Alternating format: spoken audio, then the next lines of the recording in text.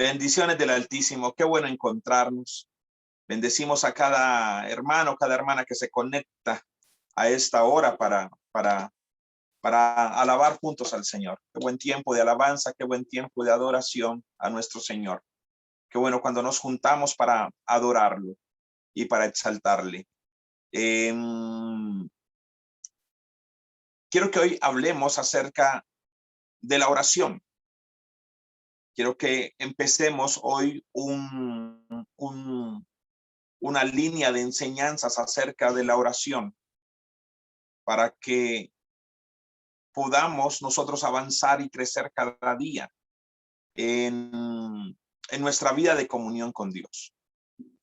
Definitivamente, la oración es el secreto a voces. Y digo a voces porque creo que nadie tiene un secreto en su ministerio ni en la vida cristiana, porque todo está en las Escrituras. Y cuando algo está escrito en miles y miles y miles de libros, en miles y miles de libros impresos como es la Escritura, entonces ya no es un secreto a voces. Lo que pasa es que no leemos las Escrituras, pero no creo que haya un secreto. Siempre que me preguntan un secreto, hermano, para la oración, para ser usado, para cualquier cosa del ministerio, para escribir, para enseñar, siempre diré, no hay secretos, no hay secretos. Lo que pasa es que en ocasiones no vamos a las Escrituras, pero todo lo que la iglesia hace, toda su vida de oración, la doctrina, todo está en la palabra de Dios. Entonces, qué bueno que hoy podamos nosotros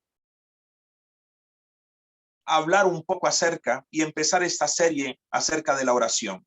Y quiero empezar esta serie de la oración empezando con algo que me parece básico, pero que es muy, muy, muy, muy importante y que posiblemente a usted y a mí nos va a ayudar mucho para crecer en nuestra vida de oración. Y quiero empezar dándole el título que le he puesto a esta enseñanza. ¿Para qué usó Jesús la oración? ¿Para qué usó Jesús la oración? Y estoy muy feliz de poder enseñar acerca de este tema. ¿Para qué Jesús usó la oración? A veces usamos la oración para tantas cosas y a veces hacemos oraciones correctas, hacemos oraciones incorrectas, pero quiero que vayamos a las Escrituras para que podamos buscar para qué usó Jesús la oración. Y bueno, no sé cómo se puede hacer, pero voy a tratar de, junto con este video o esta enseñanza, podamos subir o podamos compartir algunos apuntes que tengo en mi computador. Por si usted no alcanza a tomar apuntes, pues por el WhatsApp les haremos llegar los apuntes para que usted pueda tenerlos allí y pueda estar muy concentrado, muy concentrada en para qué Jesús usó la oración. Siempre me llama mucho la atención estudiar acerca de la vida de la oración de Jesús, porque Jesús es el maestro de la oración. Jesús es el hombre que todas sus oraciones le fue el hombre de la oración perfecta. Siempre que digo esto, algunos hermanos me dicen, pero pastor, no, a Jesús hubo una oración que no le fue contestada. A Jesús hubo una oración que no le fue contestada y eso hace que no sea el hombre de la oración perfecta. Y siempre me traen a colación aquel pasaje donde Jesús oró en Getsemaní y le dijo, Padre, si es posible, pasa de mí esta copa, pero no se haga mi voluntad, sino la tuya. Entonces muchos me dicen, esta oración no le fue contestada porque Jesús murió en la cruz del Calvario. Entonces, a lo que yo siempre respondo, donde Jesús hubiese orado, no quiero morir en la cruz, Padre, no quiero morir, ayúdame, no quiero morir, me arrepiento de haber querido morir en la cruz del Calvario, y él hubiese muerto en la cruz, pues esa oración no le hubiese sido contestada.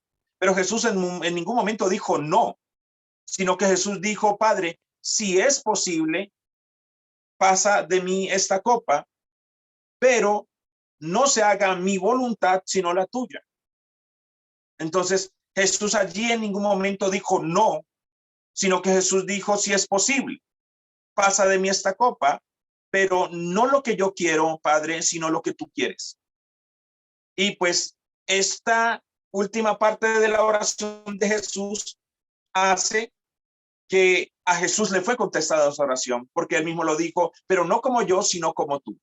Entonces, definitivamente Jesús es el hombre de la oración perfecta. Y cuando uno estudia un poco acerca de él, entendemos cosas tan maravillosas acerca de la oración. Y quiero empezar con la primera.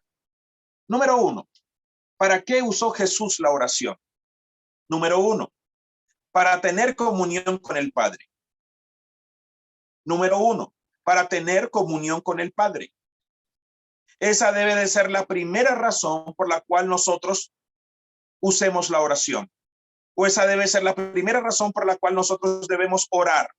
Número uno, para tener comunión con el Padre. A veces utilizamos la oración más para pedir, más para rogar, más para suplicar, y eso está dentro de las necesidades de la oración o están dentro de los usos de la oración. Pero la primera razón por la cual usted y yo necesitamos orar es para tener comunión con el Padre. Mateo 6:6 dice la Biblia, Mateo 6:6 dice la Biblia, mas tú cuando ores, entra en tu aposento y cerrada la puerta, ora a tu Padre que está en el secreto. Y tu Padre que ve en lo secreto te recompensará en público. Mas tú cuando ores, entra en tu aposento y cerrada la puerta, ora a tu Padre que está en secreto, y tu Padre que está en secreto te recompensará en público. La Biblia nos deja muchos pasajes acerca de la comunión que Jesús tenía con el Padre. La Biblia nos habla de muchos pasajes acerca de cómo Jesús buscaba de mañana, de noche, al atardecer. En todo momento buscaba su comunión con el Padre. Marcos 1:35. Marcos 1:35 dice la escritura, levantándose muy de mañana, siendo aún muy oscuro, salió y se fue a un lugar desierto y allí oraba. Jesús no era un hombre solitario.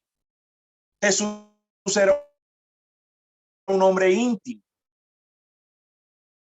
Tenemos que aprender a tener diferencia entre ser solitarios y ser íntimos. Tenemos que tener muy claro la diferencia entre soledad e intimidad. El buen pastor de las ovejas no podría ser un hombre solitario. La soledad en ocasiones es ser producto de una herida, de un rechazo, puede ser producto de algo que ha pasado en el corazón o en el alma. Entonces, una cosa es una persona solitaria, una cosa es alguien que tenga soledad. Pero Jesús no era un hombre solitario. Jesús era un hombre íntimo. A Jesús lo seguían las multitudes. A Jesús lo seguían pueblos enteros. Él no podía ser solitario, pero él entendía la necesidad de conectarse con Dios y ser íntimo. Nosotros como hijos de Dios y como ministros no podemos ser solitarios, no podemos tener esa sensación de solo he quedado yo, nadie más me quiere, nadie más me ama, nadie quiere conversar conmigo, nadie quiere salir conmigo, nadie quiere compartir conmigo. Esa no era la actitud de Jesús. Jesús era el buen pastor y era el buen pastor y Jesús vino y las multitudes tenían que le seguían para que les liberase, para que les predicase, para que les echase fuera sus demonios, para que les sanase. Jesús no podía ser solitario. Amados, nosotros como hijos de Dios no somos llamados a andar en soledad. Nosotros como hijos de Dios necesitamos ser íntimos. Íntimos es algo que yo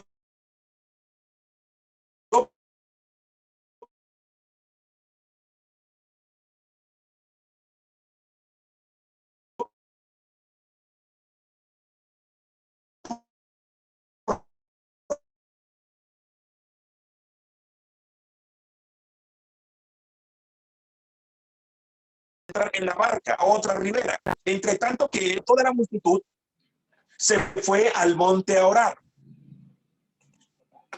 Despedía a la multitud. Estuvo con los discípulos, estuvo con la multitud, pero sacó su tiempo para ir al monte a orar. Por eso le estaba refiriendo ahorita que una cosa es la soledad y otra cosa es la intimidad. Jesús no podía ser solitario. Jesús no se le escondía a las multitudes, pero Jesús sí sabía la necesidad de conectarse con Dios.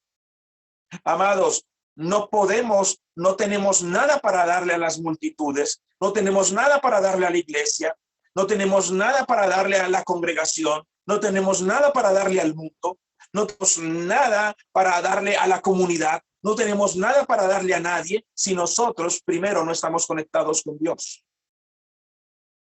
Nosotros somos la plancha, nosotros somos la licuadora.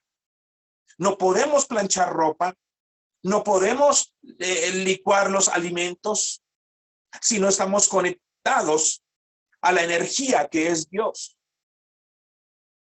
Y cuando usted ve que algo no está pasando, cuando usted ve que no está planchando la ropa, cuando usted ve que no está planchando la ropa, cuando usted ve que no está licuando los alimentos, cuando usted ve que algo no está pasando en su llamado, en su ministerio o en su vida, simplemente revise si está conectado.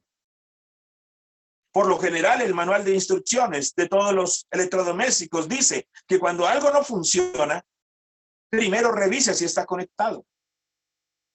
Y yo creo que en ocasiones creemos que las cosas están funcionando, pero no estamos conectados. O a veces le echamos la culpa a muchas otras razones de por qué no pasa esto en mi vida. Y posiblemente nos falta ir a mirar si estamos conectados con Dios. Si en verdad estamos pasando el tiempo necesario para recargarnos con Dios. Porque Él es nuestra energía, Él es nuestro poder, Él es la vida. Y Jesús refirió esto diciendo, apartados de mí, nada podéis hacer. Ahora imagínese a la energía diciéndole esto a la plancha. Desconectada de mí, no puedes planchar. Imagínese esto diciéndole a la licuadora. Imagínese la energía hablándole a la licuadora. Desconectada de mí, no puedes licuar. Desconectada de mí, no puedes planchar. Desconectado de mí, no puedes lavar la ropa, le dice la energía a la lavadora. Desconectado de mí, no puedes secar, le dice la energía a la secadora. Entonces, amados, apartados de mí, nada podéis hacer. Jesús era un hombre que usaba la oración para tener comunión con el Padre. Lucas 6:12 dice, en aquellos días él fue al monte a orar y pasó la noche orando a Dios.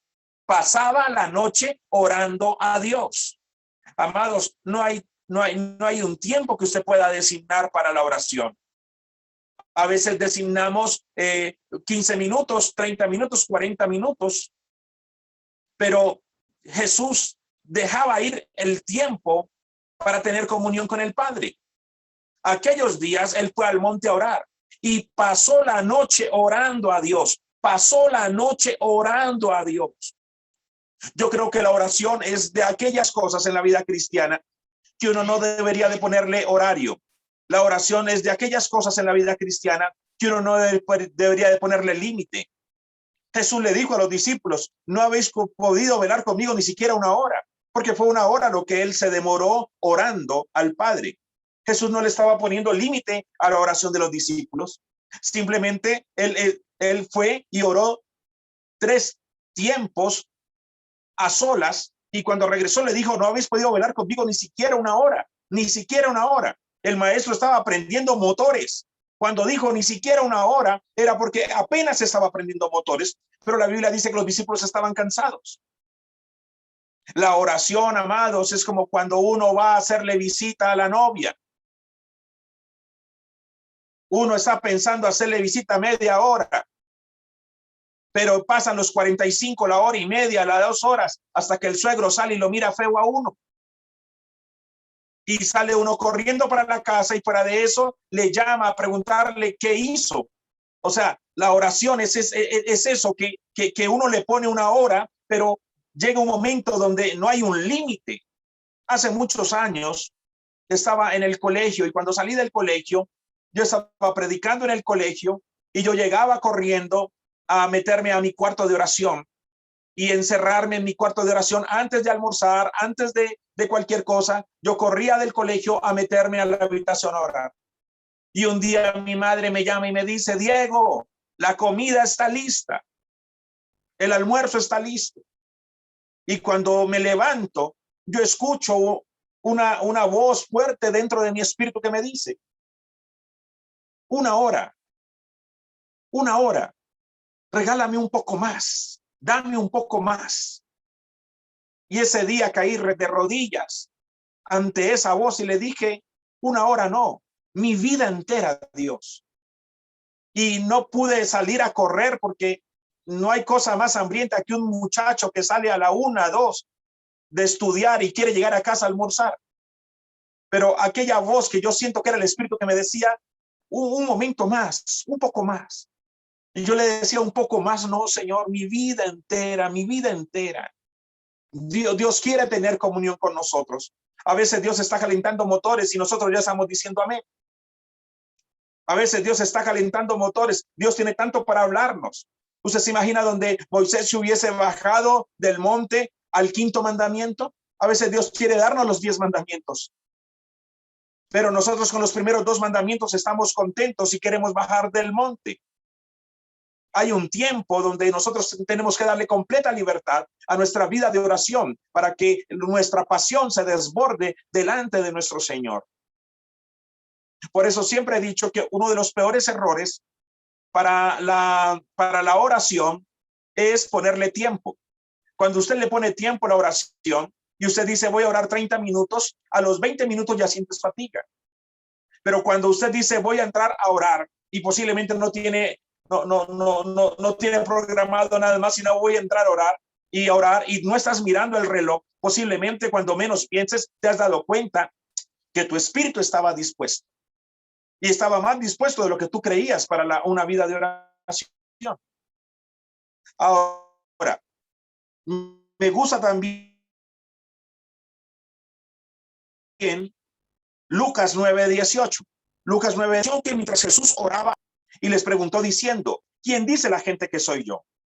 Aconteció que mientras Jesús oraba aparte, estaban con él los discípulos y les preguntó diciendo, ¿quién dice la gente que soy yo?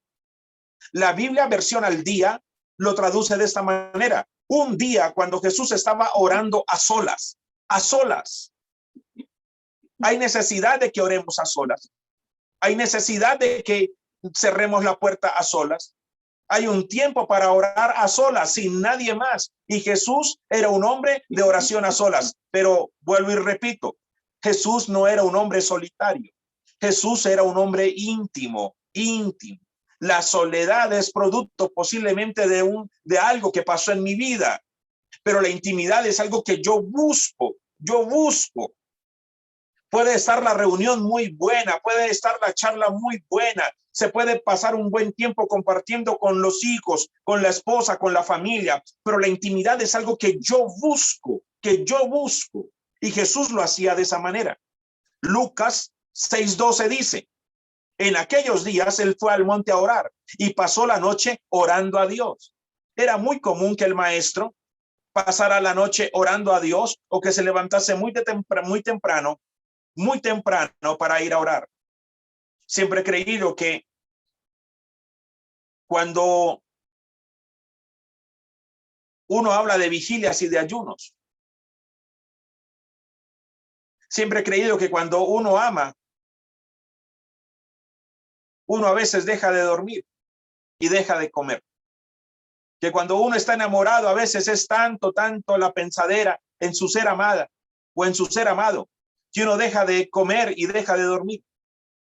Pues déjame decirle que si usted y yo estamos tan enamorados de Dios, a veces dejamos de comer, se llama ayuno, y a veces dejamos de dormir, se llama vigilia. A veces cuando nosotros estamos tan apasionados por algo, dejamos de comer por terminar en lo que estamos apasionados. Y a veces cuando uno está escribiendo, está leyendo, está trabajando en algo, uno deja de dormir por aquello que lo apasiona. ¿Cuánto te apasiona Dios? Lo determina es cuánto estás dejando de comer y cuánto estás dejando de dormir. Se llama vigilia y se llama ayuno. Porque alguna vez, hace muchos años, un hombre me dijo, si tus sueños te dejan dormir, entonces no eran grandes sueños. ¿Cómo es tu pasión con Dios? Oh, pastor, discúlpame, tú no vas a juzgar mi vida de oración con eso. No te permito, pastor, que tú vengas a mí y juzgues mi pasión. No estoy juzgando tu pasión, simplemente estoy hablando la palabra de Dios. Pero cuando uno está apasionado, esa pasión se tiene que dejar ver. Jesús dijo a los discípulos, ahora ustedes no ayunan, pero un día yo voy a ser quitado. Un día yo voy a ser quitado y ustedes tendrán que ayunar. Algunos autores han llamado a esto el ayuno de la novia. Algunos autores han llamado a esto que el verdadero y el primer gran ayuno que Jesús mencionó en la Biblia es el ayuno de la novia. Es ese ayuno donde cuando estamos con el novio no miramos la foto. Cuando estamos con el novio no miramos la foto. Cuando estamos con el novio no miramos el álbum. Cuando estamos con el novio no miramos el retrato. Pero cuando al novio se lo llevan a pagar servicio militar, entonces echamos mano al retrato, echamos mano a la foto porque le extrañamos. Asimismo, los que estaban con el novio no tenían por qué salir a ayunar, pero cuando el novio les fuera quitado tendrían que echar mano al ayuno, porque el ayuno era la manera de acercarles al su Señor que ya no tendrían en persona, que ya no tendrían cerca. Entonces es muy importante dejar ver que mi pasión sí se tiene que manifestar, mi pasión se tiene que dejar ver. Y Jesús dejaba ver su pasión, y su pasión era estar con el Padre. Su pasión era pasar la noche orando o levantarse muy de mañana, aún siendo muy oscuro, e irse a un lugar apartado y allí orar. Pero si tu pasión no te lleva a cerrar la puerta, si tu pasión no te lleva a ayunar, si tu pasión no te lleva a orar, si tu pasión no te lleva a madrugar para buscarte Dios, si tu pasión, entonces déjame decirte, no estás apasionado. Eso es como la sal de la tierra. O la sal sala o la sal no sala. O la sal sala o la sal no sirve sino para ser echada en la tierra y ser hollada por los hombres. Amados, una de las maneras de mirar mi pasión, mi compromiso, es como la sal. O sala o no sala. Jesús dijo que nosotros somos la sal del mundo. Y si la sal pierde su sabor, no sirve más para servir, sino para ser tirada a la tierra y ser hollada por los hombres. Porque si había invierno o si había época de nieve, pues la sal era muy valiosa. Pero si la sal perdía su sabor, pues en ocasiones utilizaban la sal para echarla a la nieve y la sal derretía la nieve y la utilizaban para echarla en los caminos. Pero eso no lo hacían con la sal que valía la pena. Eso hacían con la sal que había perdido su nivel de salinidad. Entonces, es muy importante, amados, que nosotros podamos entender o estoy apasionado o no estoy apasionado. Es tan fácil cuando la esposa o el esposo le dice al cónyuge, siento que ya no me amas, siento que ya no me admiras como cuando éramos novios, esas son cosas que se dejan ver o no se dejan ver. Jesús dijo eso de la sal, pero Jesús también dijo eso acerca de la luz, y Jesús dijo que también nosotros éramos la luz del mundo. Y Jesús dijo que una lámpara no se pone debajo de la mesa, sino que se pone encima de la mesa, y que así alumbre nuestra luz a los demás, que una ciudad sobre un monte no puede esconderse. Amados, hay cosas que son o que no son. O la sal sala o no sala. O la luz alumbra o no alumbra. O la ciudad en el monte se deja ver o no se deja ver. Pare de contar. O sea, allí no hay cabida a, no, lo que pasa es que mi relación con Dios es una buena relación, solo que es distante, no, imposible. No, lo que pasa es que el pastor no entiende esa parte de mi comunión con Dios. Nuestra comunión es tan especial que él y yo ni siquiera hablamos, solo con la mirada nos decimos las cosas. No, no, no, no, con Dios no funciona así. Es que mi relación con Dios simplemente es de señas. Nos miramos y ya con eso nos decimos todo. No, no, no, no, no, no, no. La Biblia dice que tenemos que orar, amados. Aquí no sé cómo se trate usted con su esposa, no sé cómo se trata usted con su novia, no sé, pero la Biblia sí deja que usted y yo tenemos que orar y para de contar. O la sal sala o no sala, o la luz alumbra o no alumbra, o la montaña encima de una montaña se deja ver, la ciudad sobre una montaña se deja ver o no se deja ver. También dice la Biblia en Lucas 9:28. Lucas 9:28. Aconteció como 8 días después de estas palabras que tomó a Pedro, a Juan y a Jacobo, vio al monte a orar. Su rostro se hizo otra y su vestido blanco y resplandeciente. Otra vez nos encontramos al maestro tomando a sus discípulos. Aconteció como 8 días después de estas palabras que tomó a Pedro, a Juan y a Jacobo y subió al monte a orar. Nosotros ahora no tenemos que ir al monte a orar, a un monte físico, pero sí hay un monte de la presencia de Dios, sí hay un secreto al cual nosotros tenemos que subir y orar. Y Jesús otra vez subió con los discípulos, dejó a Pedro, Jacobo y Juan en un sector del monte y subió y allí oraba a solas. Lucas 11:1.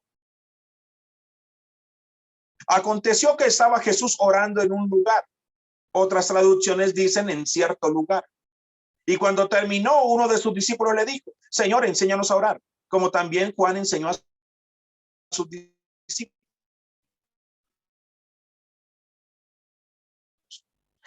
Yo no sé si él tenía claridad, porque lo que se conoce históricamente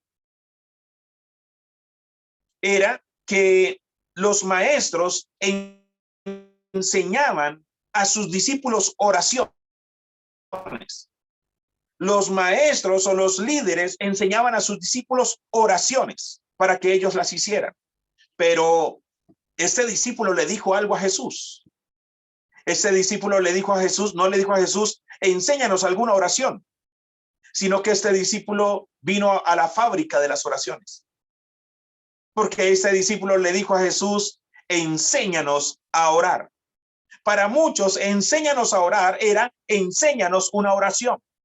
Pero cuando Jesús les dijo, cuando Jesús escuchó, enséñanos a orar, lo que Jesús les enseñó fue literalmente a orar. Jesús no les enseñó oraciones a los discípulos, sino que les enseñó a orar.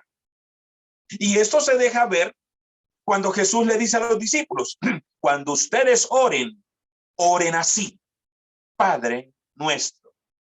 Y estoy seguro que ningún maestro ni ningún líder de aquel momento habían utilizado aquella expresión de Padre. Eso sí que se trataba de enseñarles a orar. Entonces, noten que todos los pasajes que hemos leído, siempre nos encontramos con un Jesús no solitario, con un Jesús con sus discípulos, con las multitudes, con los pueblos detrás de él, con los enfermos, un Jesús no solitario, un Jesús solicitado tremendamente. El pastor de las ovejas no podía ser solitario. Él vino a sanar, él vino a liberar. El Espíritu del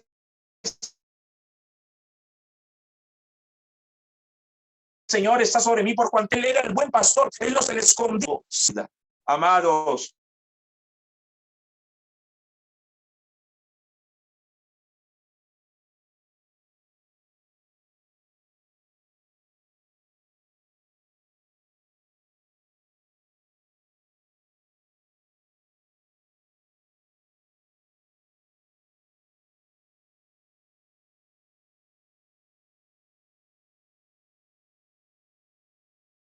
no podemos ser solitarios. No, pero sí entendemos que apartarnos y a solas orar. Apartados de mí nada podéis hacer. Energía le dijese al computador, como si la energía le dijese al computador, como si la energía le dijese a la plancha, desconectado de mí no plancha, desconectado de mí no vas a licuar los alimentos, desconectado de mí no vas a lavar la ropa, desconectados de Dios no tenemos nada para darle al pueblo, mis amados hermanos. La primera uso que Jesús le da a la oración es para tener comunión con el Padre. Yo creo que hasta allí nosotros podríamos decir, ya aprendimos hoy, ya valió la pena hoy conectarnos, ya valió la pena hoy despertarnos para entender. Pero pastor, eso yo ya lo sabía. Amados, si ya lo sabe, recuérdelo. Si no lo sabe, apréndalo. Pero siempre Dios está dando campanazos de la necesidad de tener comunión con el Padre. Número 1. Número 2. Jesús usó la oración para momentos difíciles. Mateo 26:36.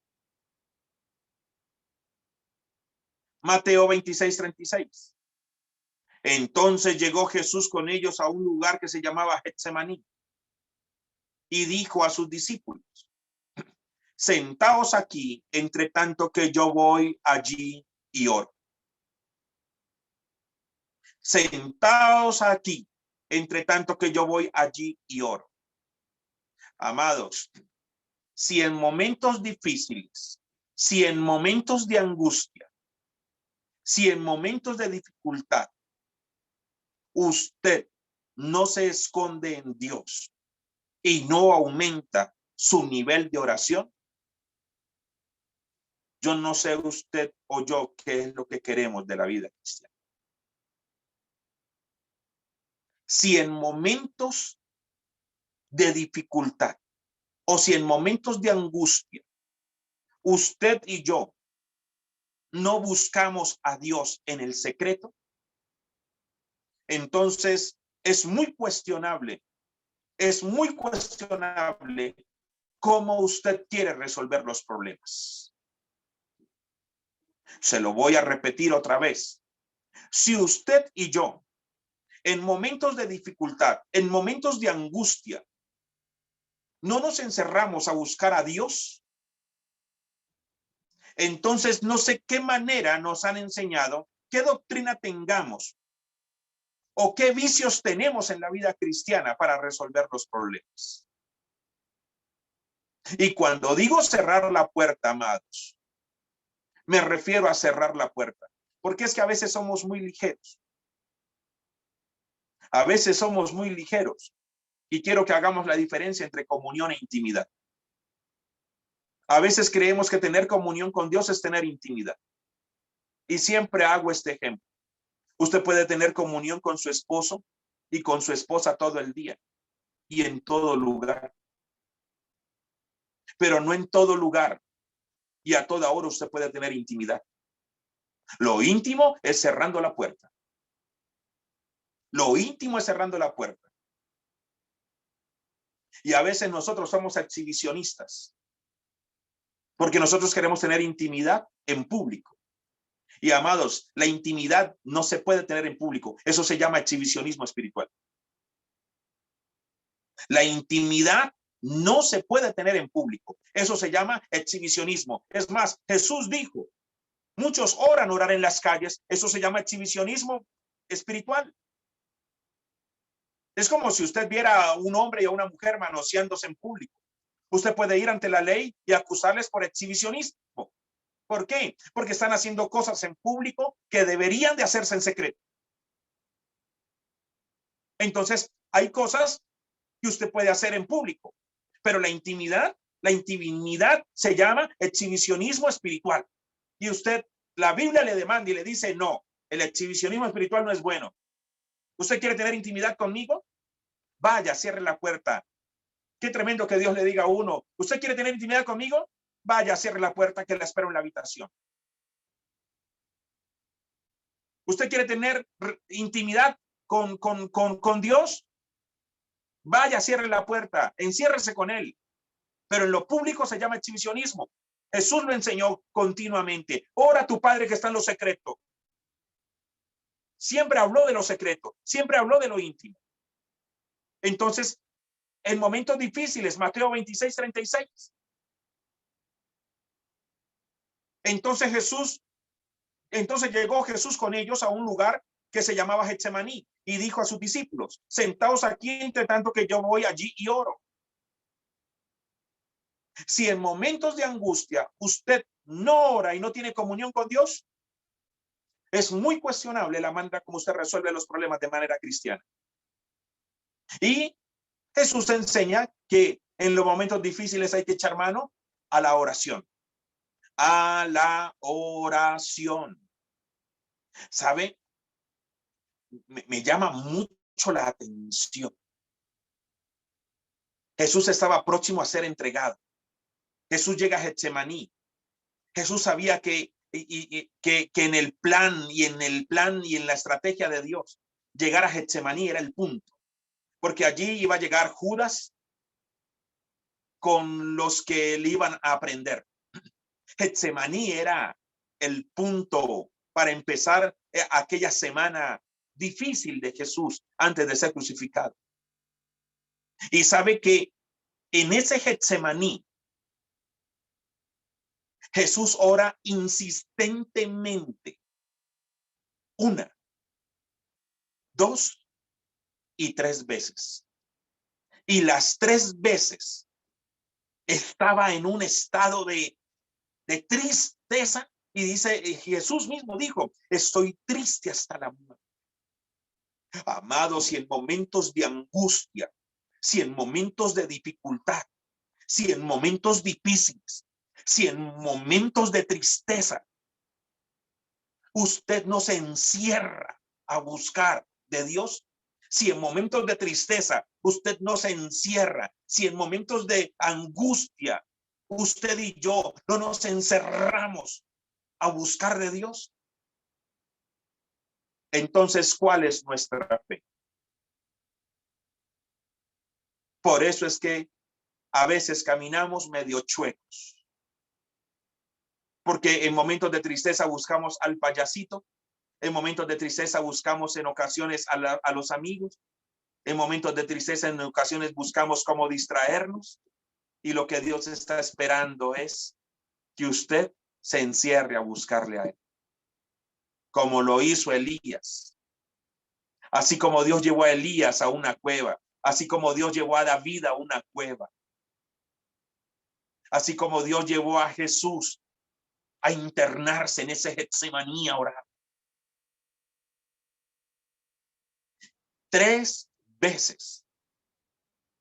Mateo 26:36. Se lo voy a leer. Entonces llegó Jesús con ellos a un lugar que se llamaba Getsemaní y dijo a sus discípulos: sentaos aquí entre tanto que voy allí y oro. Y tomando a Pedro y a los 2 hijos de Zebedeo, comenzó a entristecerse y a angustiarse en gran manera. Entonces Jesús les dijo: mi alma está muy triste hasta la muerte. Quedaos aquí y velad conmigo. Primer momento de oración. Se va, ora. Ora alrededor de 1 hora o más. Y regresa. Versículo 39. Yendo un poco adelante, se postró su rostro, orando y diciendo: Padre mío, si es posible, pasa de mí esta copa. Mire lo que dijo la primera vez. Pasa de mí esta copa, pero no sea como yo quiero, sino como tú. Vino luego a sus discípulos y los halló durmiendo. Y dijo a Pedro: ¿así que no habéis podido velar conmigo 1 hora? O sea, el primer tiempo de oración de Jesús en ese momento de angustia. Escúchese bien. Entonces Jesús les dijo: mi alma está muy triste hasta la muerte. Está muy triste. En esos momentos, ¿usted qué hace? ¿Qué hace cuando su alma está triste? El versículo 37 dice: y tomando a Pedro y a los hijos de Zebedeo, comenzó a entristecerse. ¿Qué hace cuando usted está triste? Y a angustiarse en gran manera. ¿Qué hace cuando usted está angustiado en gran manera? ¿Qué hace? ¿Usted qué está haciendo? Mi alma está muy triste hasta la muerte. Quedaos aquí y velad conmigo. ¿Qué hace cuando usted está angustiado? No sé qué haga usted, no sé qué haga, pero el maestro el maestro oró intensamente. Vino luego a sus discípulos y los halló durmiendo y dijo a Pedro: ¿así que no habéis podido velar conmigo una hora? Velad y orad para que no entréis en tentación. El espíritu a la verdad está dispuesto, pero la carne es débil. Versículo 42. Otra vez fue y oró por segunda vez, diciendo: Padre mío, si no puedes pasar de mí esta copa sin que yo la beba, hágase tu voluntad. Segunda vez. Vino otra vez y los halló durmiendo, porque los ojos de ellos estaban cargados de sueño. Versículo 44. Y dejándolos, se fue de nuevo y oró por tercera vez, diciendo las mismas palabras. Entonces vino a sus discípulos y les dijo: dormid ya y descansad. He aquí ha llegado la hora, y el Hijo del Hombre es entregado en manos de pecadores. Levantaos, vamos, ved, se acerca el que me entrega. Momentos de angustia, momentos de tristeza, triste hasta la muerte, dice la Biblia. También dice la Biblia que angustia. ¿Sabe qué hizo el maestro? Se encerró a orar, se encerró a clamar. Los demás dormían. Mira, amados, en momentos de angustia que los demás duerman, usted y yo tenemos que velar y orar. En momentos de angustia que los demás duerman, usted y yo velando y orando. 3 veces el maestro. No hay un pasaje en la Biblia que relate que él se fue y volvió, se fue y volvió, se fue y volvió, sino en un momento de angustia y de tristeza. Un momento de intensidad en la oración. ¿Cómo resolvemos los problemas nosotros? ¿Cuánto tiempo le dedicamos a la búsqueda de Dios cuando estamos en problemas? ¿Cuántas veces le dedicamos más tiempo a tocarle la puerta al banco, a tocarle la puerta más al médico? Hay que ir al banquero, hay que ir al médico, pero ¿cuántas veces le invertimos más tiempo a estar afuera que estar con Dios, buscando que Él nos levante y nos fortalezca? Número 2. Número 3. En esa misma oración del Getsemaní, Jesús enseña que la oración fortalece el espíritu para que no entremos en tentación, o sea, para que no caigamos en tentación. Mateo 26:41. Velad y orad para que no entréis en tentación. El espíritu a la verdad está dispuesto, pero la carne es débil. Jesús enseñó que la oración, por causa de nuestra debilidad, la oración fortalece el espíritu. Jesús enseñó que a causa de nuestra debilidad, la oración fortalece el espíritu. Todos somos débiles. Todos somos débiles. Todo cristiano es débil. Por causa de esa debilidad, deberíamos de buscar fortalecer más el espíritu. Y Jesús enseñó que el espíritu se fortalece con la oración a causa de nuestra debilidad. Se lo quiero leer en la Dios habla hoy y se lo quiero leer en la Biblia, Pueblo de Dios para Todos. En la Dios habla hoy, dice así: manténganse despiertos y oren para que no caigan en tentación. Ustedes tienen buena voluntad, pero son débiles. Mire, amados, aquí no se trata de que usted y yo seamos malos. Aquí no se trata de que seamos malos. Aquí no se trata de si usted y yo somos buenos o malos. Yo estoy seguro que somos hijos de Dios, con problemas, con dificultades, pero queremos hacer lo bueno, queremos agradarle a Él. Pero aquí el Señor nos está diciendo que somos malos. Aquí el Señor está diciendo es que somos débiles. Manténganse despiertos y oren para que no caigan en tentación. Ustedes tienen buena voluntad. Qué lindo, ¿no? Qué lindo el maestro. Acercársele a los discípulos, verlos dormidos y decirles, oiga, yo sé que ustedes quieren, muchachos. Yo sé que ustedes tienen buena voluntad. No los estoy condenando, no los estoy acusando, pero es que ustedes son débiles. Nosotros somos débiles, amados. No somos malos, de seguro. Si estamos a esta hora escuchando esta enseñanza y nos gusta escuchar prédicas y nos gusta oír la palabra, no somos malos, amados. Pero, ay, por causa de este cuerpo, somos débiles. Y Jesús enseñó que a causa de mi debilidad, yo tengo que buscar fortalecer mi espíritu y que mi espíritu se fortalece con la intensidad de la oración. Se lo voy a leer en el Pueblo de Dios para todos. Quédense despiertos y oren para que no caigan en tentación. No caigan en tentación. El espíritu está dispuesto a hacer lo correcto, pero el cuerpo es débil. Amados, espíritu dispuesto, cuerpo débil.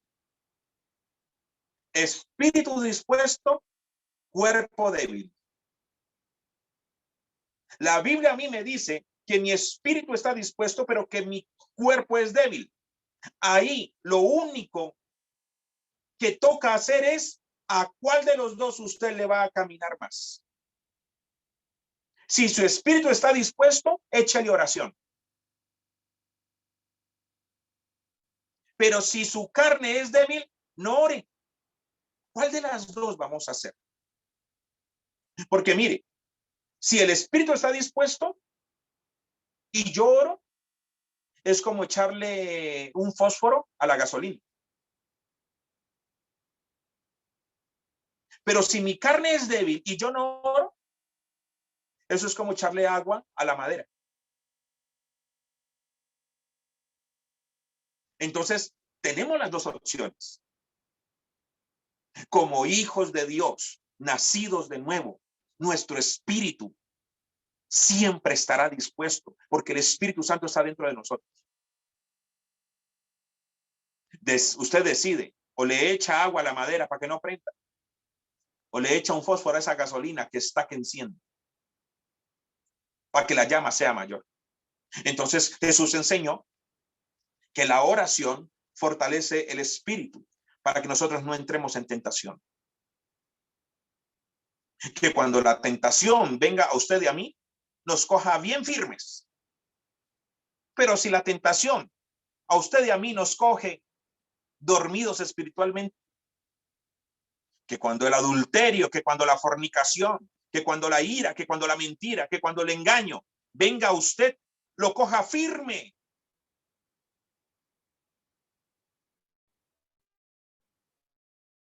Pero si el adulto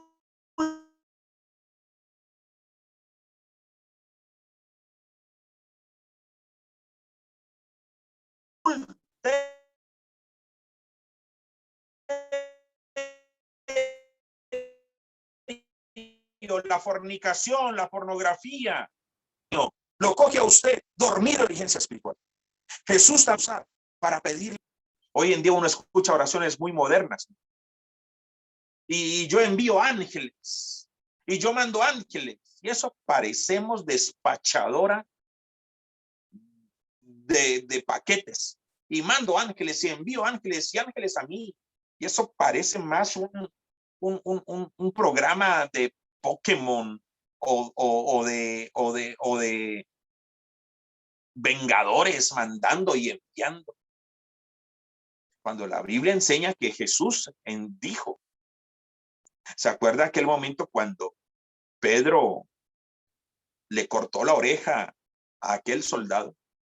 Jesús le dijo, hey, Pedro, ¿me ves indefenso a mí? O sea, ay, el maestro lo agarraron, salvémoslo. Cálmate, Pedro. Mateo 26:53. ¿Acaso piensas que no puedo ahora orar a mi Padre y que Él no me daría más de 12 legiones de ángeles? 12 legiones de ángeles. Amados, 12 legiones de ángeles, más de 50,000 ángeles. Entonces Jesús enseñó que cuando hay algún problema, algún peligro, yo puedo pedirle al Padre, Padre, yo te pido, envía ángeles. Por lo general, cuando hay problemas con los misioneros o cuando nos escriben, o cuando hay algún peligro o que la iglesia está peligrando, o cuando nosotros nos sentimos en algún peligro, nosotros oramos y le decimos, Padre, te pedimos envía ángeles. Pero en ningún momento nos tomamos la atribución de poderle decir, ángeles vayan, ángeles vengan, ángeles traigan. Porque sabe una cosa, amados, a las huestes angelicales hay un orden, hay un conducto. A las huestes angelicales hay que respetarles y hay que manejar un conducto espiritual. Yo no soy capitán de las huestes, yo no soy capitán de ángeles, pero nuestro Dios, nuestro Padre es Jehová Sabajalot, Jehová de los ejércitos. Cuando David enfrentó a Goliat, David no dijo, ángeles, escuadrones, vengan a mí, a todos contra Goliat. ¡Oh! Yo no veo a David haciendo eso. Yo encuentro a David diciendo, ¿quién es este que está retando a los escuadrones de Dios? ¿Quién es este? Yo vengo a ti en el nombre de Jehová de los ejércitos. David no tomó la titularidad para mandarle ángeles contra Goliat, sino que David reconoció que él estaba provocando a los escuadrones celestiales. David reconoció que él venía en el nombre de Jehová de los ejércitos, pero siempre le dio la titularidad del dominio de los ángeles al capitán de los ejércitos celestiales. En ningún momento David mandó, trajo, envió. Usted se siente en peligro en su casa, usted se siente en peligro, ore al Padre, Padre, yo te pido, envía ángeles alrededor nuestro. Es más, la Biblia dice, el ángel de Jehová acampa alrededor de los que le temen y les defiende. Es más, la Biblia dice que Dios hace de los ángeles mensajeros. Es más, la Biblia dice también que los ángeles son huestes para guardar a los herederos de la gracia. Pero hay un Jehová de los ejércitos, hay un capitán de los ejércitos. El que usted sea el hijo del capitán no le da derecho de entrar al batallón a mandar al ejército. Pero es que yo soy el hijo del general. Soldados, vengan a mí. Y el soldado va y hace, ¿y usted por qué hizo eso? Porque capitán, su hijo me mandó. Venga, es que sí es mi hijo, pero yo soy el capitán de los ejércitos. Usted no puede hacer lo que mi hijo. ¿Qué nos cuesta, amados? Ese orgullo de querer nosotros protagonizar. ¿Qué nos cuesta, amados, sujetarnos y decir, Padre, envía ángeles? Aprendamos de David. Jesús también dijo que la oración era un buen momento para perdonar.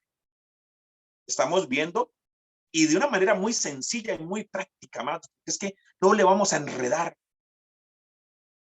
No vamos a enredar algo tan sencillo como la oración, tan sencilla pero tan poderosa. A veces la oración, Jesús la enseña de una manera tan sencilla que uno de cristiano dice, no puede ser que eso funcione así tan sencillo, y uno lo complica. Uno lo complica que pidiendo cita a la corte celestial y Padre, y pedimos una cita ante el juez. Yo no le encuentro sustento bíblico a pedir cita a ninguna corte celestial. Porque Jesús dijo que él era el camino, la verdad y la vida, y que nadie iba al Padre sino por él. La Biblia dice que en el costado de Jesús se abrió un nuevo camino para yo entrar libremente. Esto de andarle pidiendo cita para entrar a una corte celestial carece de sustento bíblico, y en estos días lo vamos a compartir. Vamos a compartir de dónde viene esto de pedir cita a la corte celestial y la ausencia de fundamento bíblico que esto tiene. Y esto es como si nosotros le estuviéramos poniendo a la gracia, como si a la gracia le faltara 5 centavitos. Porque siempre a veces sentimos, hay unas doctrinas que se han levantado últimamente que dan a entender que como que a la cruz le faltó 5 centavitos para la salvación, 5 centavitos, y nos toca a nosotros que hacer nuestra parte. No, amados, no. Pronto vamos a hablar acerca de eso, para que tengamos claridad acerca de muchas cosas. Es tan sencilla la oración que a veces no creemos que funcione tan sencillo y lo complicamos. Jesús dijo que la oración era un buen momento para perdonar. Qué interesante que la oración sea un buen momento para perdonar. Que en medio de mi oración, para que mi oración tenga eficacia, yo debo de entrar perdonando si alguien nos ha hecho algún daño. Pastor, es que esa persona me hizo mucho daño. La mejor manera de usted empezar a sanar su corazón es orando y rogando por sus enemigos. Si usted tiene enemigos, esos deberían de ser los primeritos en su oración. Pero no para decirle al Señor, Señor, haz descender fuego del cielo y consúmelos. Señor, vuélveles el baldón. Señor, destrúyelos, Señor. No. No, usted no ora por sus enemigos así. Jesús dijo que eso era la vieja guardia la que oraba así. Oíste que fue dicho, ojo por ojo, diente por diente. Pero yo os digo, ese cuentico de estar orando por nuestros enemigos, que sean destruidos, que sean acabados, que el baldón se les devuelva, Señor, que la maldición, que mía es la venganza, destrúyelos. Eso no corresponde a hijos de Dios y menos los que creemos en la gracia. Jesús dijo que la oración era un buen momento para perdonar. Marcos 11:25. Y cuando estéis orando, perdonad si tenéis algo contra alguno, para que también vuestro Padre que está en los cielos os perdone a vosotros vuestras ofensas. Lucas 6:27. Pero a vosotros, los que oís, os digo, amad a vuestros enemigos, haced bien a los que os aborrecen, bendecid a los que os maldicen y orad por los que os calumnian. Orad por los que os calumnian. Lucas 6:27. Pero a vosotros, los que oís, os digo, amad a vuestros enemigos, haced bien a los que os aborrecen, bendecid a los que os maldicen y orad por los que os calumnian. La versión latinoamericana 95 dice así: bendigan a los que os maldicen, rueguen por los que los maltratan, rueguen.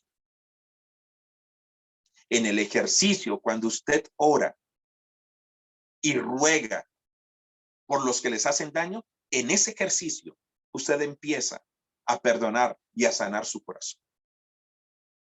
O sea que la oración es un buen momento para usted decir, Padre, yo perdono a aquel vecino, yo perdono a aquel amigo, yo lo perdono. Y hoy te ruego por él, Señor, guárdalo, cuídalo. Yo te ruego, Señor, por aquel que nos hizo daño, yo te ruego, ten misericordia de él. Guárdale, Señor, hazle volver en sí, Padre mío.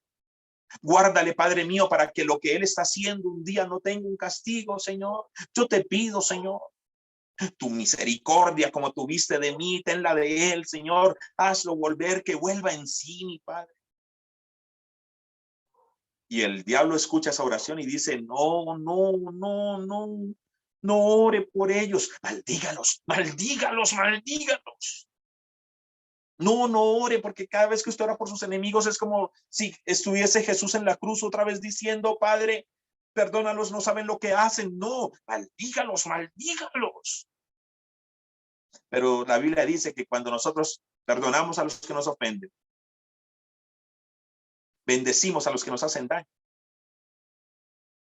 nos hacemos semejantes a nuestro Padre que está en los cielos, que hace salir el sol y caer la lluvia sobre justos e injustos. Hay muy mal uso. Y vamos en esta serie también a hablar acerca de cómo orar con los salmos. Amados, hay un muy mal uso de los salmos. Porque hay salmos que hablan acerca de la destrucción de nuestros enemigos y a veces cuando oramos los usamos y lo que estamos es pidiéndole a Dios que venga y destruya seres humanos con nuestras oraciones. Y recuerde que sus oraciones y mis oraciones tienen que ser tan santas como al Dios que nosotros oramos. Tus oraciones y mis oraciones tienen que ser tan llenas de misericordia como misericordioso es el Dios al que nosotros oramos. Los que le oran al diablo, eso le oran, Señor, diablo, destruye ese matrimonio, acaba esa empresa. Bueno. Los que le oran al diablo, sus oraciones son tan sucias y tan malvadas como malvado es el Dios al que le oran. Pero los que le oramos a Dios, nuestras oraciones tienen que ser tan llenas de amor como amoroso es el Dios al que nosotros clamamos. Jesús también dijo que la oración, esta es tremenda, esta es tremenda, esta es tremenda. Líderes, ministros, pastores. Jesús enseñó que la oración, o Jesús enseñó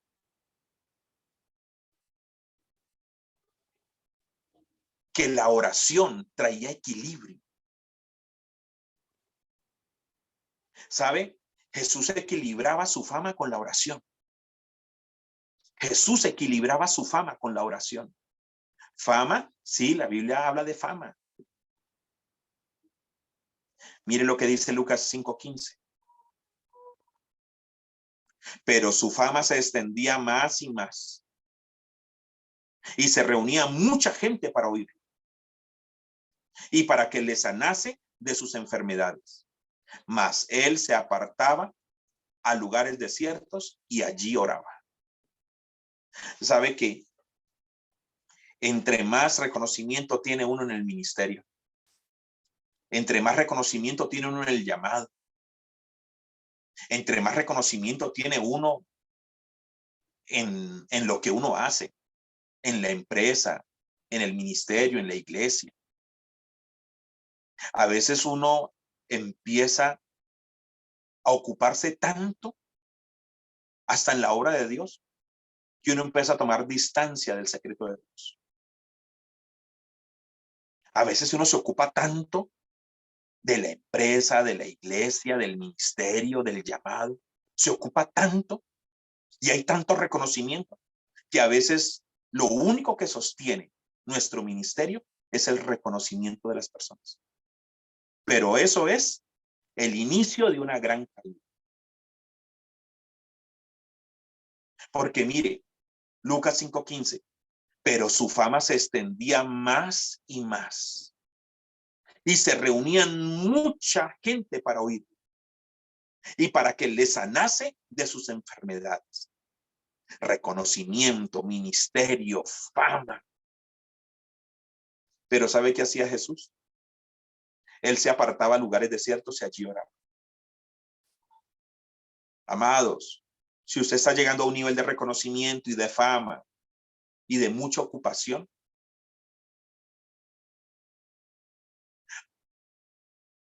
su nivel de comunión, su nivel de estar a solas con Dios tiene que ser mucho mayor.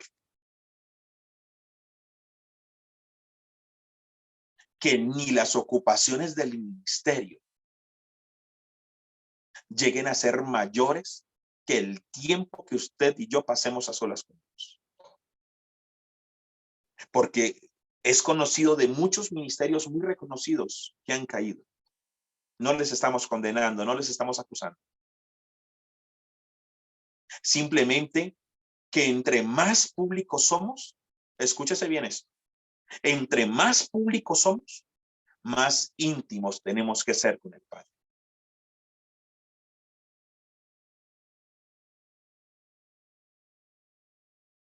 Entre más públicos somos, más íntimos tenemos. Que cuando la fama del ministerio, que cuando el reconocimiento del ministerio, que cuando la economía del ministerio aparezca, usted y yo estemos tan firmes, que cuando venga la fama, el reconocimiento, las mujeres, el adulterio, usted pueda estar guardado completamente. Dios no prueba nada que no esté pensando usar. Y Satanás no tienta ni ataca a nadie que no le genere estorbo. Entonces el diablo sabe muy bien, sí, su ministerio, su llamado, su empresa, mucho reconocimiento, ocupémoslo. Desesperémoslo. Pero cualquier cosa menos, que vaya y busque un lugar a solas y ore. Porque lo único que nos sustenta en esos momentos es nuestra dependencia de Dios. Absolutamente nada más. Jesús también enseñó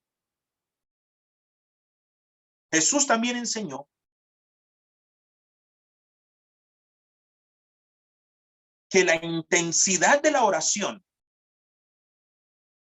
deberíamos de usarla para que nuestras súplicas sean contestadas, para que se nos haga justicia, para que se nos vindique.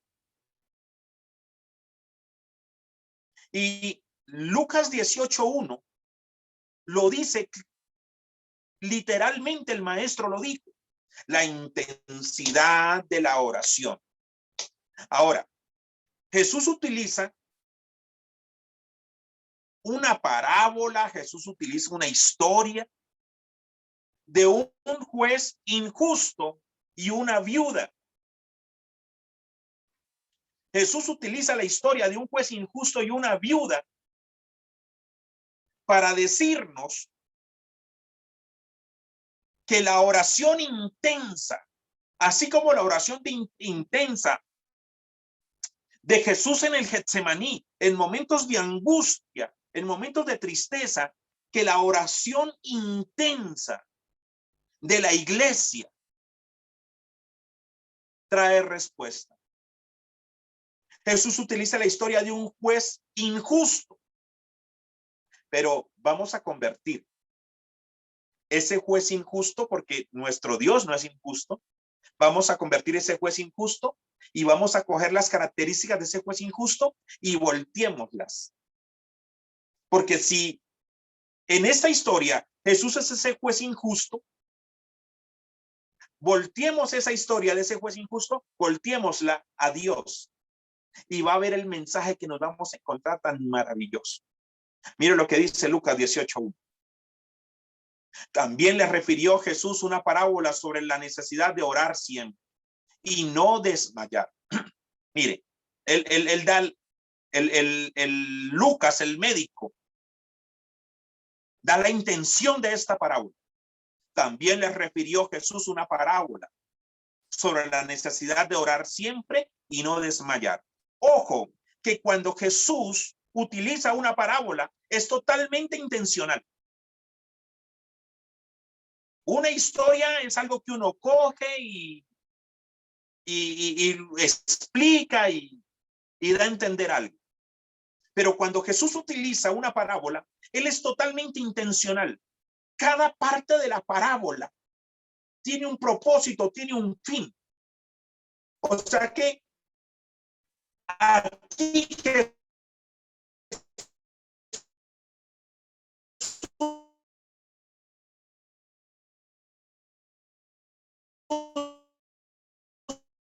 se está haciendo totalmente intencional la necesidad de orar siempre. Y había en una ciudad un juez. Había también en aquella ciudad una viuda, la cual venía a él diciendo, hazme justicia de mi adversario. Y él no quiso por algún tiempo. Pero después de esto dijo dentro de sí, aunque ni temo a Dios ni tengo respeto a hombre, sin embargo, porque esta viuda me es molesta, le haré justicia. No sea que viniendo de continuo me agote la paciencia. Y dijo el Señor, oíd lo que dijo el juez injusto. ¿Y acaso Dios no hará justicia a sus escogidos que claman a él de día y de noche? ¿Se tardará en responderles? Os digo que pronto les hará justicia. Pero cuando venga el Hijo del Hombre, ¿hallará fe en la tierra? Qué tremenda esta parábola. De día y de noche. La oración no es para de vez en cuando. La Biblia, Jesús mismo, en todos los pasajes que hemos leído, le está diciendo un no rotundo aún de vez en cuando. El apóstol Randy Macmillan decía algo tremendo. Orar es respirar en el espíritu. Un no rotundo a un respirar de vez en cuando. La Biblia no habla de una oración de vez en cuando. La Biblia no habla de una oración ni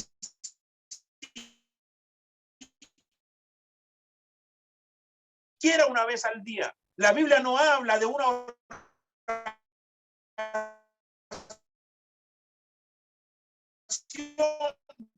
cada vez que usted tiene. La Biblia no habla de una oración de esas que usted dice, ay, es oración muy distinta a la de los demás. Nuestra oración, mi relación con Dios es una relación de miraditas, de cogiditas de mano y ya. No, no, no y no.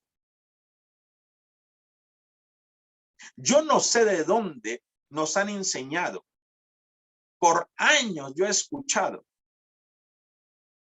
que a veces le dicen a uno, hermanos, no se trata de cuánto, se trata de calidad. No, yo no encuentro eso en la Biblia.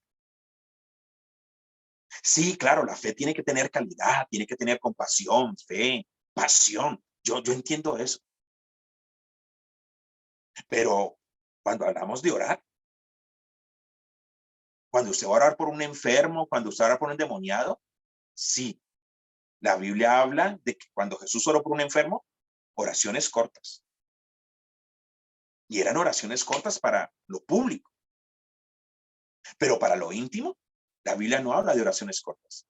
La Biblia habla de una oración intensa.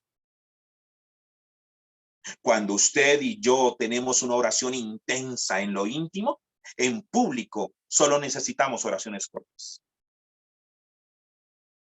Pero cuando usted y yo tenemos oraciones cortas en lo íntimo, en lo público, para que un enfermo se sane, hay que gritar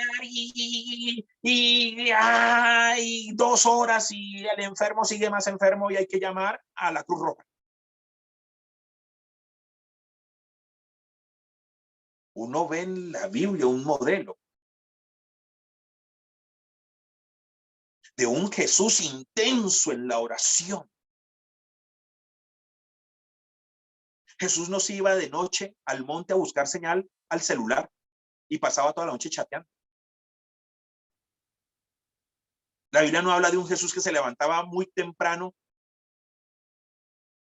a colocar a las 5 de la mañana, me desperté y una manito así. Y uno dice, ¿y qué con eso? Yo estoy en cualquier cantidad de grupos de oración. ¿Qué día me salí de 17 grupos? Y todavía siento que no me salí de ninguno. Y en todos los grupos, cuando alguien se despierta, pone 2 manitos así. ¿Y eso qué significa? Si se va a levantar a orar, ore. No le esté diciendo a la gente a qué hora se levantó. Otra cosa que me encuentro en los grupos de WhatsApp es que escriben largas oraciones. Yo no me imagino a una hermana o a un hermano levantándose a orar de esta manera. Padre, en el nombre de Jesús, yo te pido por los enfermos de esta nación, que traigas, corrijamos, que traigas sobre ellos sanidad. También te pido por el presidente. Y mandemos la oración. Por favor, amados, por favor, amadas. ¿No cree que en vez de levantarse a chatear y a escribir la oración, no cree que es mejor dejar a un lado el celular y arrodillarse a orar ante el único que le interesan sus oraciones? Y va a haber un pantallazo, 2 pantallazos, 3 pantallazos.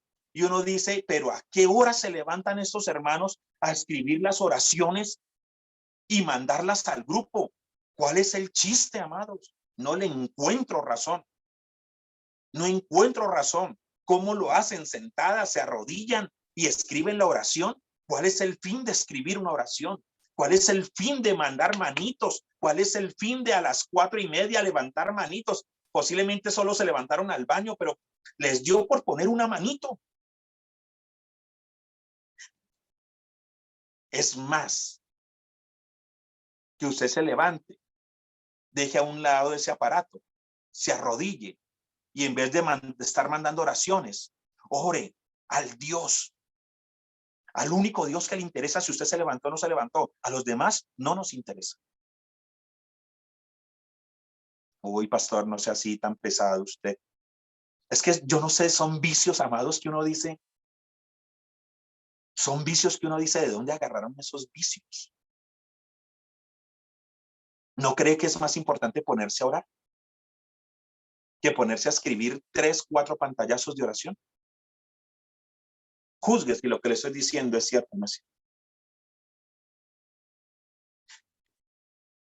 Miremos a este juez. Deja ver la Biblia que el juez era un juez injusto.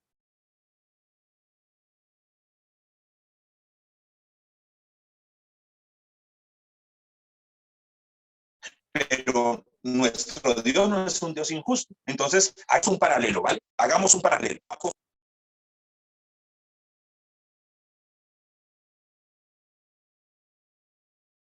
Pues entonces ese juez injusto en esa parábola significa que nosotros le estamos orando a un juez justo que es nuestro Dios. Viuda es la iglesia, pero pastor, la iglesia no es viuda. No, no es viuda, pero el comentario Jamison Fawcett Brown nos da una luz de por qué esa viuda es la iglesia o es tipo de la iglesia. Se lo va a leer literalmente como el comentario Fawcett Brown lo dice.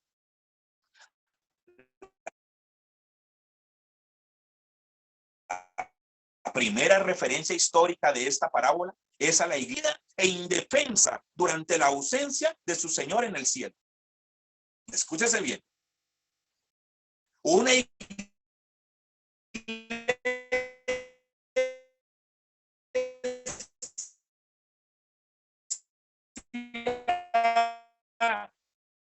posiblemente perseguida, oprimida, indefensa. A eso dice Fawcett Brown, que hace referencia a la palabra viuda.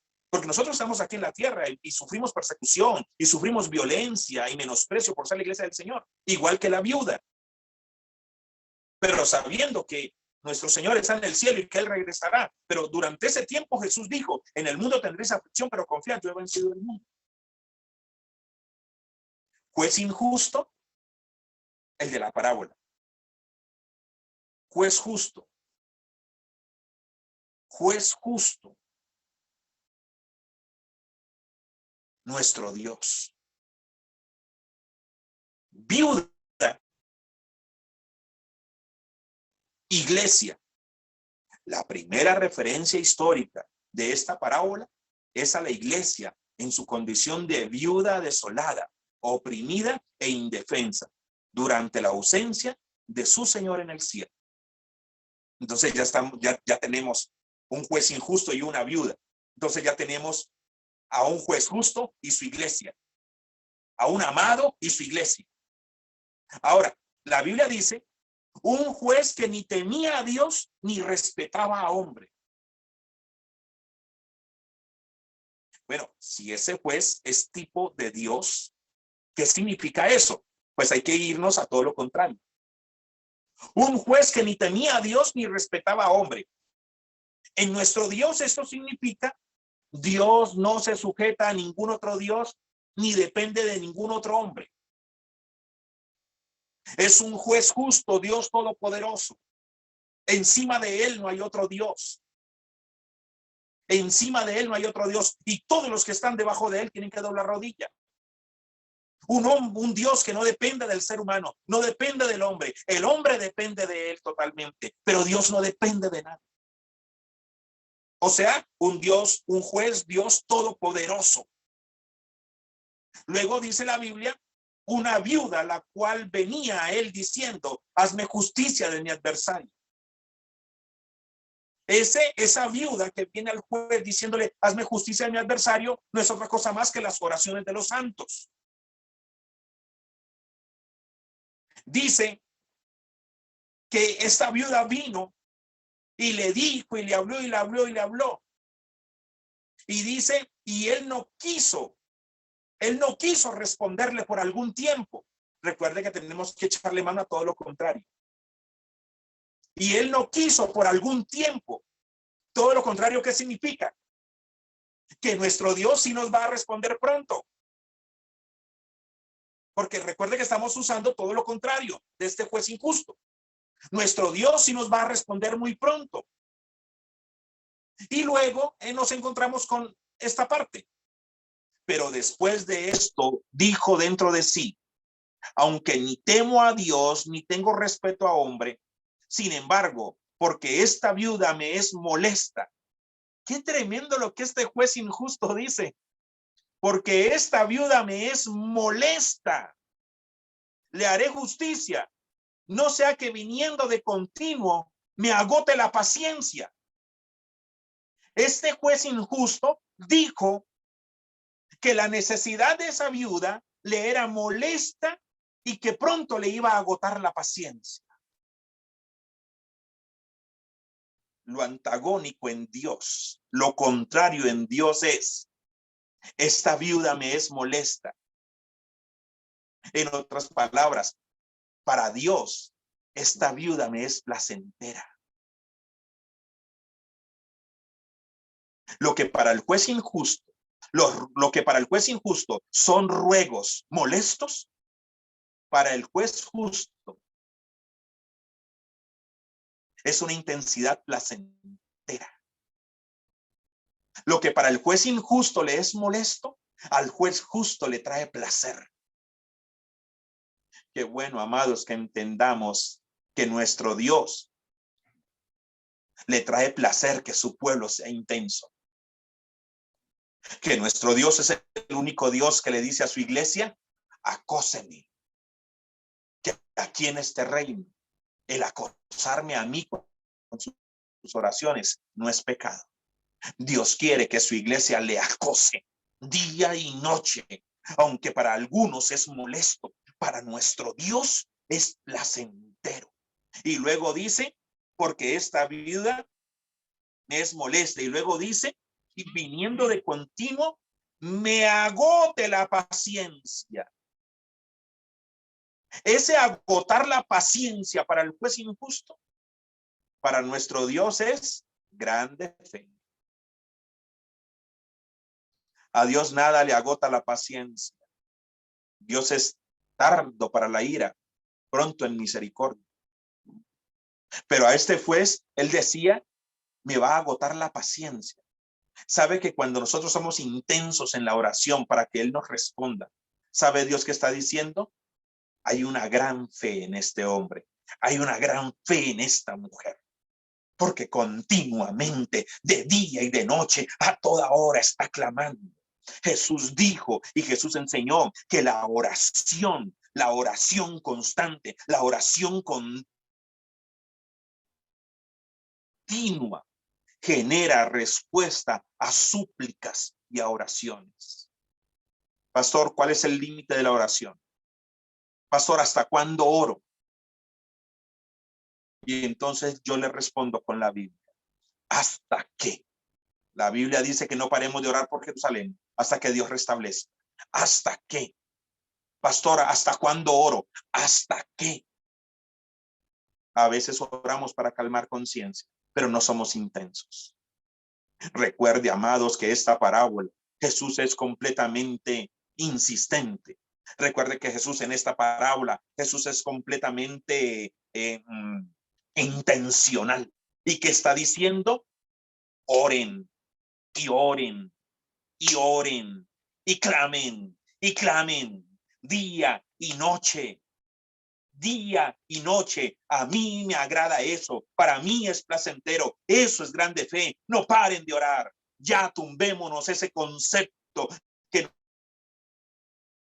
nos vendió el mundo, nos vendió la religión. Eso no se trata de cuánto, se trata de calidad. Ya tumbemos eso. La Biblia nos habla de una vida intensa de oración. La Biblia nos habla no de un hombre que mojó los pies con el agua hasta los tobillos. La Biblia a mí me habla de un hombre que mojó no solamente los tobillos con agua, sino las rodillas y la cintura y el lomo hasta pasar a nado. La Biblia a mí me habla de la intensidad de la oración. Tiempo, tiempo, tiempo, tiempo, tiempo. Por eso es que tenemos hombres y mujeres que afuera, en lo público, tienen la necesidad de orar largas oraciones, porque son pésimas. Pero Jesús en lo íntimo oraba y tenía comunión intensamente, que cuando salía a lo público, solo necesitaba decir, sé sano, recibe la vista, toma tu lecho, levántate y anda. Lázaro, sal fuera. La niña no está muerta, solo está dormida. Talita cumi. Oraciones intensas en lo secreto generarán respuestas a oraciones cortas en lo público. Necesitamos ser intensos en la oración. Y la última, son muchas. Un comentario que también dice Jamison Fawcett Brown es, en estas circunstancias, la oración persistente y perseverante es el ejercicio idóneo de la iglesia. ¡Qué tremendo! En estas circunstancias, la oración persistente y perseverante es el ejercicio idóneo de la iglesia, amados. ¿Para qué Jesús dijo que servía la oración? Esas son solo algunas, amados. Lucas 21:36, y con esta termino. Velad, velad pues, en todo tiempo, orando, que seáis tenidos por dignos de escapar de todas estas cosas que vendrán y de estar en pie delante del Hijo del Hombre. Jesús enseñó que la oración tenía que ser usada para orar, para que cuando venga la persecución, para que cuando vengan los tiempos difíciles, era una buena manera de ser guardados, de ser cuidados. Jesús enseñó que vendrían momentos difíciles, pero que la oración por nosotros mismos era una buena manera para que nosotros clamásemos para ser tenidos dignos de escapar. Pues en todo tiempo orando, que seáis tenidos por dignos de escapar. Que nosotros usemos la oración desde ya, amados, para decirle, oh mi Padre, ayúdanos, para que cuando todo esto venga y acontezca, nosotros seamos dignos, seamos tenidos por dignos de escapar de todas estas cosas que vendrán y que podamos estar en pie firme delante de ti, Señor. A veces nosotros simplemente oramos por sáname, libérame, guíame, provéeme y protégeme.